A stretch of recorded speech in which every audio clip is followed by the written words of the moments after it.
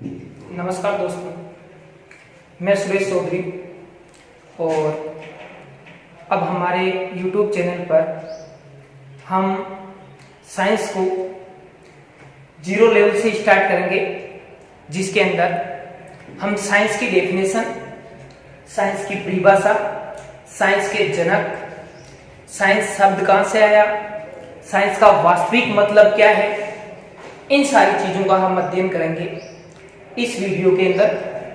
और इसके बाद लगातार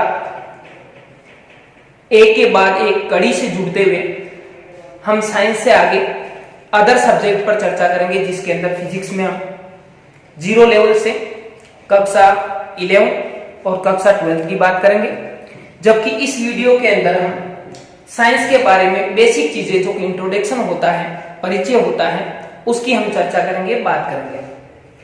तो सबसे पहले देखते हैं साइंस यानी कि विज्ञान। विज्ञान यानी कि इस शब्द से हमें पता चलता है कि इस शब्द का मतलब क्या है। दो भागों में इसको डिवाइड कर सकते हैं, वी प्लस ज्ञान, यानी कि वी का मतलब दो तीन प्रकार से, अलग अलग प्रकार से हम ले सकते हैं। वी का मतलब विशिष्ट, वी का मतलब संपूर्ण विश्व का जो ज्ञान होता है, उसकी चर्चा हम साइंस के अंतर्गत करते हैं। ये एक ऐसी शाखा है जिसके अंदर हम टेक्निकल, जैविक, रासायनिक, इन सारी चीजों की हम बात करते हैं। तो सबसे पहले देखते हैं साइंस के जनक किसे कहते हैं, यानी कि साइंस के अंदर वे वैज्ञानिक जिन्होंने साइंस को बहुत कुछ दिया, साइंस के अंदर बहुत सारे एक्सपेरिमेंट किए, साइंस को और ज्यादा प्रबल बनाया, मजबूत बनाया, वो वैज्ञानिक थे अरस्तु। अरस्तु एक ऐसे वैज्ञानिक थे जिन्होंने साइंस को जीरो लेवल से समझने का प्रयास किया।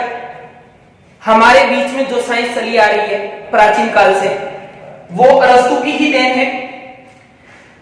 कुछ जगह अल्बर्ट आइंस्टीन को भी साइंस का जनक, कुछ जगह नेट वगैरह के अंदर, कुछ बुक्स के अंदर लिखा हुआ है, पर वास्तविक जो जनक है वो अरस्तु है, यानी कि अरस्तु को ही साइंस का जनक कहा जाता है।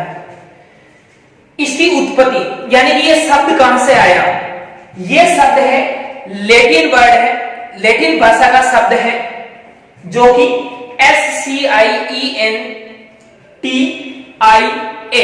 वैसे इस शब्द को यदि इंग्लिश लैंग्वेज में देखें तो साइंटिया शब्द बनता है, जबकि वास्तव में ये लैटिन वर्ड है, इसलिए इसको साइंसिया शब्द बोलते हैं। क्या बोलते हैं? साइंसिया।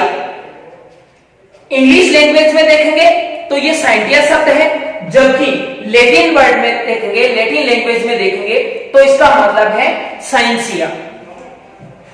इसकी अगर विस्तृत बात करें तो हम यहां पर देखते हैं विशिष्ट और क्रमबद्ध ज्ञान, जो नॉलेज होता है, उसे हम विज्ञान या साइंस कहते हैं।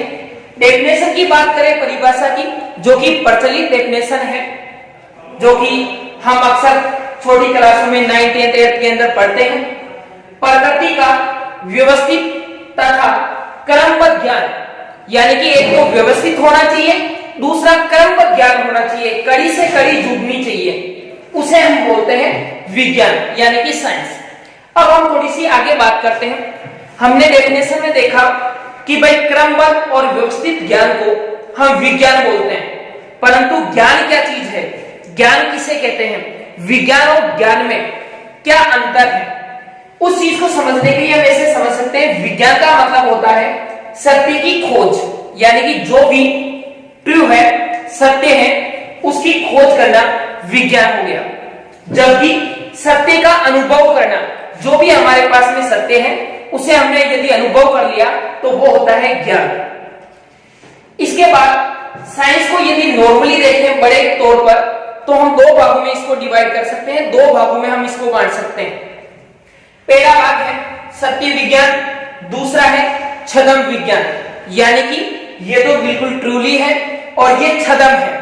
अब कैसे है, इसी चीज को हमें इसके अंदर समझना है, यानी ऐसे कौन सी चीजें हैं जिसको हम इस कैटेगरी में रख सकते हैं, और ऐसी कौन सी चीजें हैं जिनको हम इस भाग के अंदर रख सकते हैं। तो सबसे पहले बात करते हैं सत्य विज्ञान की। तो सत्य विज्ञान के अंदर अपने पास में सिद्धांत यानी कि जो थ्योरी होती है वो सत्य विज्ञान के अंतर्गत आती है, यानी जितने भी सूत्र हो गए, सिद्धांत हो गए, नियम हो गए, ये सारी चीजें हम किसके अंतर्गत पढ़ते हैं, सत्य विज्ञान के अंतर्गत पढ़ते हैं। इसके बाद में अपरिवर्तनशील सत्य, यानी कि जो सिद्धांत होते हैं वो हमेशा अपरिवर्तनशील सत्य होते हैं। जैसे किसी वैज्ञानिक ने कोई नियम दिया, वो नियम क्या करेगा, किसी भी जगह, किसी भी स्थान पर, किसी भी व्यक्ति के लिए या किसी भी परिस्थितियों के अंदर चेंज नहीं होता है, अनचेंज रहता है, यानी कि अपरिवर्तित होकर के वो सत्य हमेशा अडिग बना हुआ रहता है। फिर हम इधर बात करते हैं छद्म विज्ञान के अंदर। तो छद्म विज्ञान में क्या होता है, अवधारणाएं होती है। जितनी भी अवधारणाएं हमने दे दी, कोई भी हमने चीज मान ली, जैसे सपोज दैट कोई भी चीज है वो मुझे अच्छी लगती है, मैं चाहता हूं कि वो सिर्फ मेरे लिए हो। मैं यदि किसी दोस्त के लिए देखता हूं तो मैं सोचता हूं जैसा मेरे लिए सोच रहा हूं वैसा उसके लिए नहीं सोच पाता हूं। तो जैसे ही व्यक्ति चेंज हुआ वो हमारी अवधारणा क्या हो गई, चेंज हो गई। और ये किसके अंतर्गत आता है, छद्म विज्ञान के अंतर्गत आता है। जबकि अपनी सत्य विज्ञान है, इसके अंतर्गत सिर्फ ट्रूली नियम, सिद्धांत, ये सारी चीजें इंक्लूड होती है, यानी कि परिवर्तनशील सत्य होते हैं। छद्म विज्ञान के अंदर हम क्या पढ़ते हैं, परिवर्तनशील सत्य। अब हम बात करते हैं अपरिवर्तनशील सत्य की। तो अपरिवर्तनशील सत्य को दो भागों में हम डिवाइड करते हैं, एक लिविंग, एक होता है नॉन लिविंग। यानी कि लिविंग का मतलब जीवित, यानी कि जिसे हम सजीव समझ सकते हैं। नॉन लिविंग का मतलब हो गया अजीवित, यानी कि निर्जीव चीजें जितनी भी होती है वो सारी की सारी सत्य विज्ञान के अंतर्गत पढ़ी जाती है। बात करते हैं लिविंग की। तो लिविंग के अंतर्गत क्या होती है, जैविक विज्ञान पढ़ते हैं, यानी जो सजीव है उनको हम किस कैटेगरी में रखते हैं, लिविंग। जितने भी है उनको जैविक विज्ञान के अंतर्गत रखा जाता है। जैविक विज्ञान को हम दो भागों में डिवाइड कर सकते हैं। जैविक विज्ञान को हम दो भागों में, यानी कि जीव विज्ञान को हम दो भागों में डिवाइड करते हैं। एक भाग हो गया जंतु विज्ञान, दूसरा हो गया अपने पास में वनस्पति विज्ञान। यानी कि जंतु विज्ञान जो होता है उसे जूलॉजी बोलते हैं, जबकि वनस्पति विज्ञान जो है उसे हम क्या बोलेंगे, बॉटनी। इसके बाद में बात करते हैं इन दोनों के अंतर्गत क्या क्या चीजें आती हैं। जैसे हमने जीव विज्ञान यानी कि बायोलॉजी को दो भागों में कैटेगरी में हमने बांट दिया इसको, एक तो जियोलॉजी, दूसरी अपनी होगी बॉटनी। तो बात करते हैं जियोलॉजी के जो जनक है वो कौन है, यानी कि इसके ऐसे किस वैज्ञानिक को हम ये कह सकते हैं जिन्होंने इस पर बहुत ज्यादा काम किया, अच्छे से इस चीज को समझाया, हमारे सामने रखी। तो वो वैज्ञानिक थे अरस्तु, यानी कि साइंस के जनक अरस्तु। और अपने पास में जियोलॉजी जो है, बायोलॉजी जो है, इसका भाग है जियोलॉजी, इसको हम बोलते हैं अरस्तु को इसका जनक माना जाता है। इसी प्रकार हम वनस्पति विज्ञान में बॉटनी में आते हैं, तो इनके जनक माने जाते हैं थियोफ्रास्टस। ये जो वैज्ञानिक थे इन्हें वनस्पति विज्ञान का जनक कहा जाता है। अब आते हैं, बात करते हैं वापस अपने छद्म विज्ञान पर। तो छद्म विज्ञान का मतलब अवधारणाएं जितनी भी है वो इसके अंतर्गत आती है, यानी परिवर्तनशील सत्य। और ये जितने भी हम पढ़ते हैं वो हम पढ़ते हैं सोशल साइंस के अंतर्गत, यानी कि सामाजिक विज्ञान में। किस में, इकोनॉमी इसके अंतर्गत आती है, पॉलिटी इसके अंतर्गत आती है, और सोशियोलॉजी जो है वो इसके अंतर्गत आती है। अब ये कैसे होती है छद्म, यानी कि ये विज्ञान के अंतर्गत भी आ गई और छद्म भी हो गई। कैसे हुई, इकोनॉमी की बात करते हैं। तो जितने भी कंट्री है उन सबकी कोई ना कोई इकोनॉमी सिस्टम होता है, अवधारणाएं होती है, कोई ना कोई प्रोग्राम बनाया हुआ होता है।